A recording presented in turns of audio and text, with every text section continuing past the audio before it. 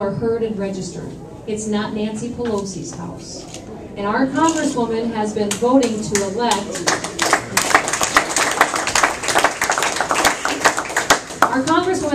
elect to make her Speaker Pelosi, and she votes with Nancy Pelosi 95% of the time.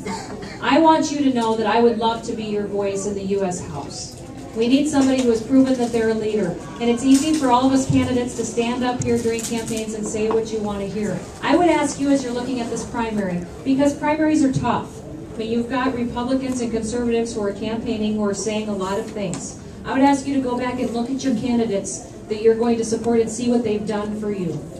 And check their votes and make sure that they're people you can believe in. I've proven to you that I'm willing to be a leader. I've stepped forward when given the opportunity and served in the leadership role in the legislature and carried bills that were important to the state of South Dakota. I think it's extremely important that when we only have one person we can send to the U.S. House, that we send somebody who we know is willing to do that for us. I also have carried a bill that created jobs in the state of South Dakota. You know, our Congresswoman also said when she voted for the stimulus package, which was almost $800 billion, and borrowed dollars, not dollars that were paid for, that it would bring South Dakota 10,000 new jobs. And instead we lost over 8,000. I think we need to stimulate our economy in ways like I did on this wind legislation that I carried this year. What we had was statutes on our books that prevented industries and companies from developing wind development in the state of South Dakota. If you couldn't build a wind project in South Dakota in 5 years, then you couldn't do it. There was also problems with easements between landowners. The rural electric companies were upset. We worked over the summer, brought everybody to the table, and I ended up sponsoring a bill that passed the House and the Senate unanimously that fixed all those issues and brought everybody to the table and fixed those statutes on our books. I'll tell you why that's important. It's important because we have a wind developer that wants to come to South Dakota now that's going to build a project that could cover 5 counties. It'll be a $15 billion project and create up to 3,000 new jobs for our state. And we did it without raising taxes. We did it without adding regulations and government reach into our lives and a new bureaucracy. We did it simply by fixing statutes on our books and deregulating so that people felt confident enough to come into South Dakota and invest. And that's exactly the kind of solutions that we need in Washington, D.C. right now. So I will tell you that I have everything that Hrsa Sandlin says that she is, I really am. And I'm hoping that you will put your faith in me and your trust in me this election cycle. I will tell you that I'm tough and that I talk straight. And that I am going to need your help and support to come out of this primary so that I can hold her accountable to how she's been voting in Washington, D.C.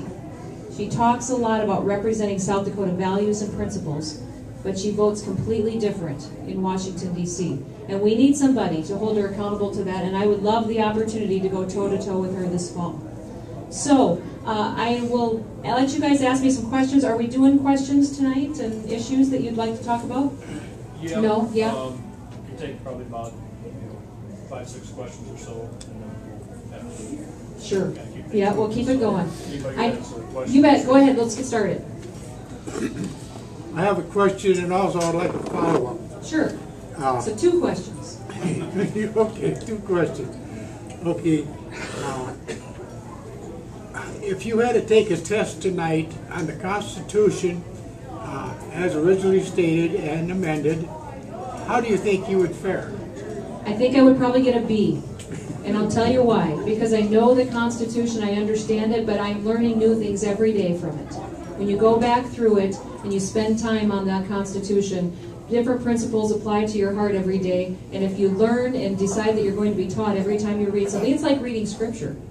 Every time you read it, you learn something new, and something different speaks to you every time. So and I would never say that I'm a straight A across the board student. I was in school, but I'm still learning stuff every day. So, your follow-up. Okay.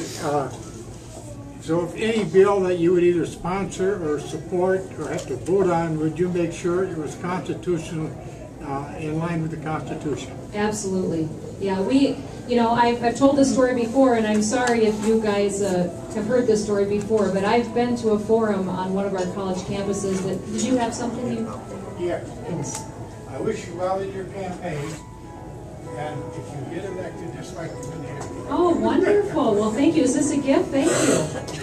I appreciate that. I was at a forum